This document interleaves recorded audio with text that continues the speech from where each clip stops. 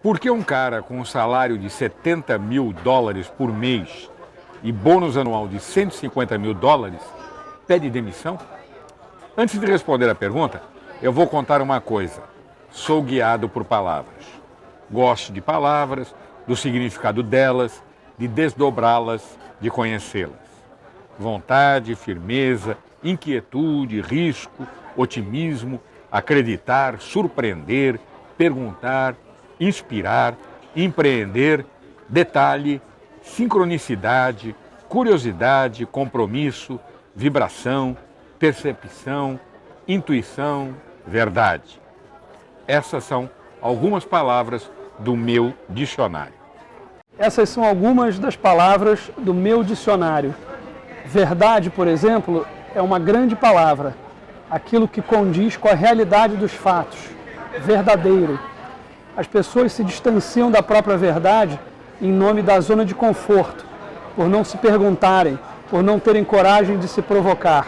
Acreditar na própria verdade, ter a verdade como norte, é o que faz a diferença entre as pessoas. Um vencedor passa necessariamente pela verdade, não passa necessariamente pelo dinheiro. Sempre tive vontade de ganhar dinheiro, claro. Não estou dizendo que não gosto de dinheiro. Gosto, mas nunca trabalhei por dinheiro. Trabalho porque acredito. E o dinheiro é uma consequência bem-vinda, muito bem-vinda. Quem coloca o dinheiro na frente é infeliz, fato. A questão é que o mundo está às avessas. Ter a premissa e não o resultado. Dinheiro virou fim.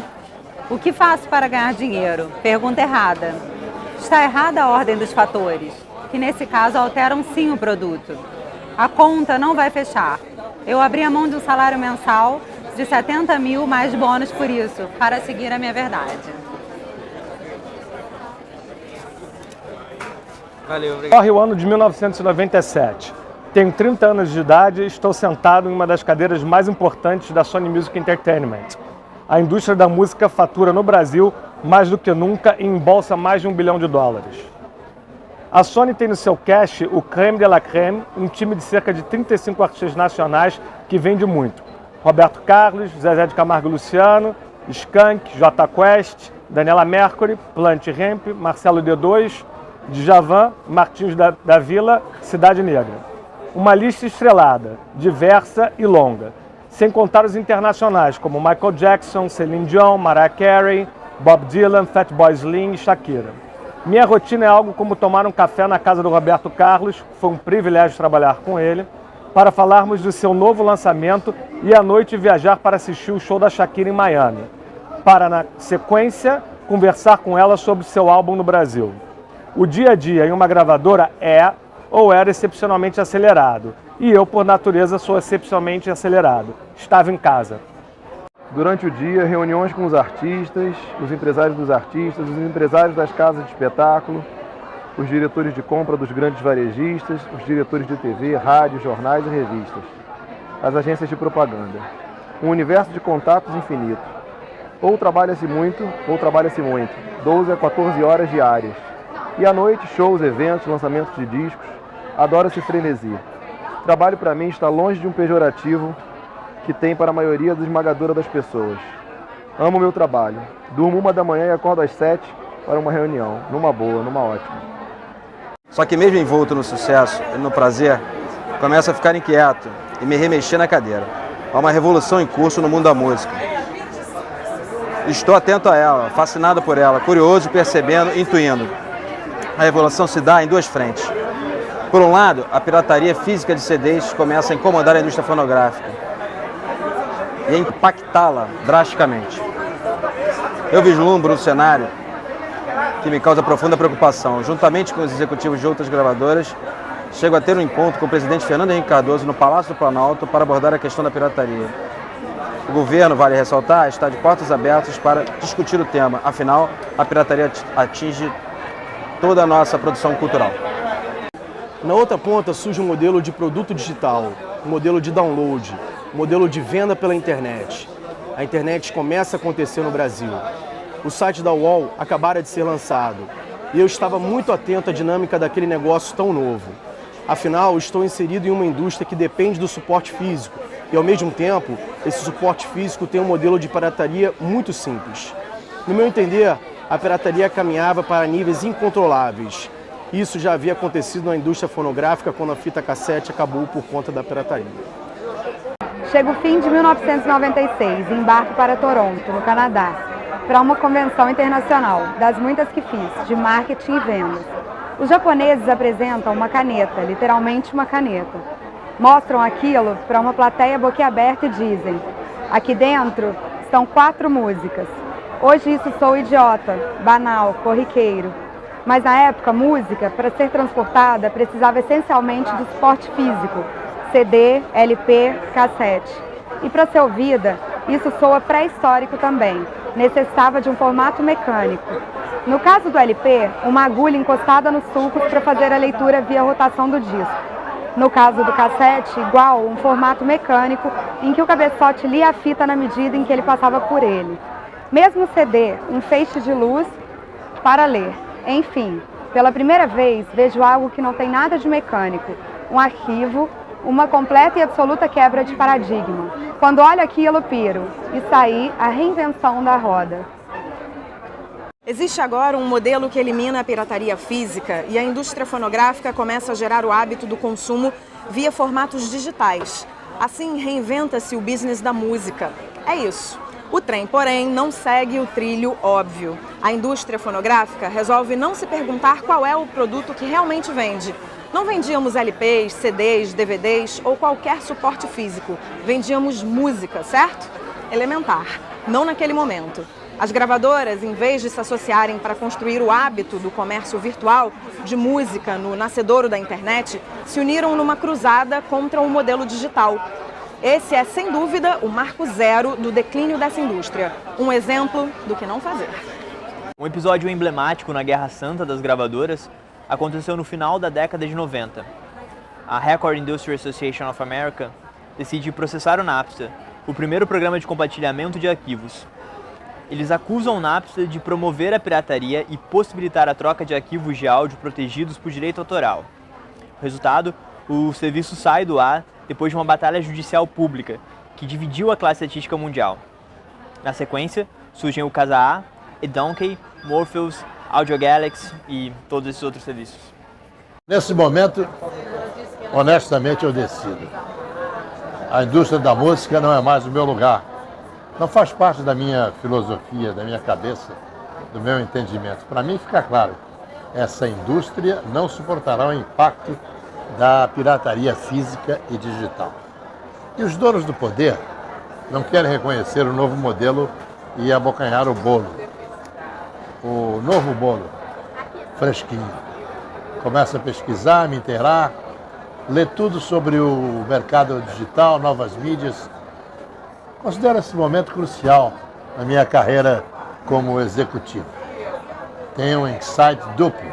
Número 1, a indústria fonográfica está ameaçada. Não quer se reinventar, nem percebeu que precisa visceralmente se reinventar, portanto, ela já não me serve.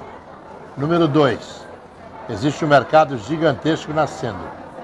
Com todo o conhecimento que tenho, posso construir um negócio de entretenimento, de mídia, de música, com uma visão mais abrangente, com uma visão efetiva de reinvenção. Continuo na Sony, cumprindo a minha função com objetividade e entrega, mas começo a ensaiar minha própria reinvenção. Meados de julho de 99, dou a largada na estruturação do modelo de negócio que pretendo ter. A minha primeira pergunta: qual é a filosofia desse negócio? A segunda pergunta: pretendo ter um negócio único ou parto para um formato multiplataforma? Perguntar sempre. Consultando a minha verdade, olhando para dentro de mim, eu percebo que quero atuar em 3 segmentos: mídia, entretenimento e conteúdo. Por que mídia? Ter veículos de comunicação nas mãos faz com que você tenha o poder de cacarejar, de contar para o outro o que está acontecendo. Porque eventos presenciais, entretenimento? Minha verdade é essa, ora bola. E por que produção de conteúdo? A internet está nascendo, gente. Bom, legal. Decido por uma holding que se desdobraria em 3 braços e crio juridicamente a L21 Participações. Para quem quer empreender, um ponto fundamental é foco. Foco amplia, expande e multiplica. Para um lado e para o outro, se é que você me entende. Vamos falar da importância do foco mais tarde. E, claro, uma baita disposição. Ao contrário do mundo corporativo e do mundo executivo, no mundo empresarial você investe sem qualquer garantia de que vai ter retorno a curto, médio ou longo prazo. Óbvio, os riscos são calculados, mas mesmo assim não existe garantia. Não existe contra-cheque no final do mês. Você chama a responsabilidade para si. Aliás, responsabilidade é uma palavra de poder. Qualidade ou condição de responsável. Situação de um agente consciente em relação aos atos que ele pratica voluntariamente. Abro aqui um parêntese para falar de sociedade. Acredito em sócios, acredito em parcerias. A holding L21 Participações foi pensada para se associar a muitos sócios. Entendo que a sociedade, se bem conduzida, pode redundar em um caldo muito mais substancioso, muito mais saboroso. Associar-se com outras pessoas faz o negócio crescer e te alimenta. Conexão, sincronicidade, unidade. A teia da vida do físico Fritjof Capra, as pessoas precisam entender que vivemos numa teia, conectados. Seres humanos, animais, vegetais, minerais. Os 4 elementos, água, ar, terra e fogo. E tudo é absolutamente interligado. Assim também percebo o meu modelo empresarial.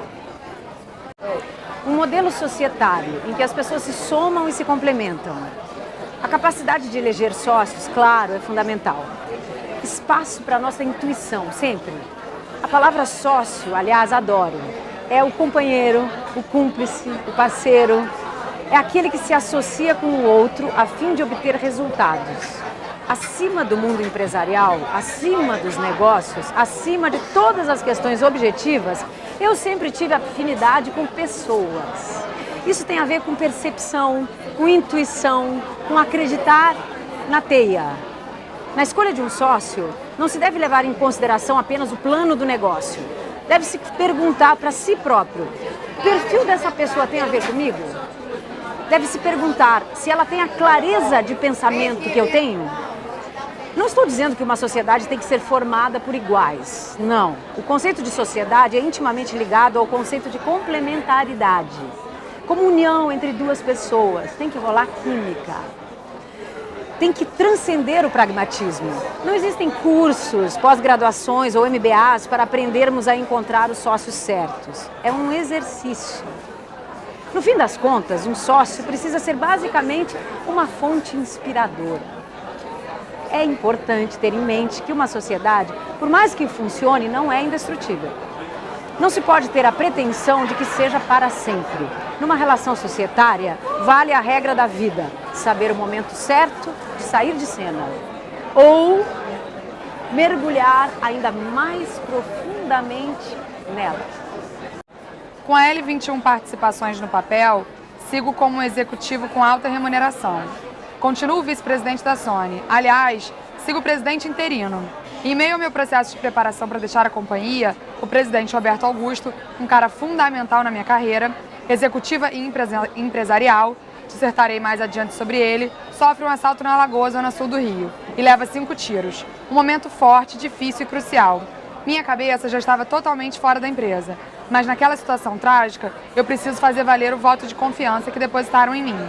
E assumo a responsabilidade. Mais uma vez a palavra responsabilidade. Passo a ter, então, uma visão global da companhia, penetrar fundo em todas as áreas, inclusive a financeira. Eis que toca o celular. Do outro lado, Tutinha Carvalho, o sócio executivo todo-poderoso do rádio brasileiro e o homem que inventou o pânico, no rádio e na TV. Aos 20 anos, montou a Jovem Pan FM e tratou de fazer dela um gigante da FM, com cerca de 50 afiliados. É sucessor natural do pai, Antônio Augusto Amaral de Carvalho, o Tuta, presidente do Grupo Jovem Pan, que engloba outras 70 emissoras AM. Já nos conhecemos de longa data. Ressalto, não acredito em coincidências. Acredito em sincronia, sincronicidade, outra palavra importante do meu dicionário.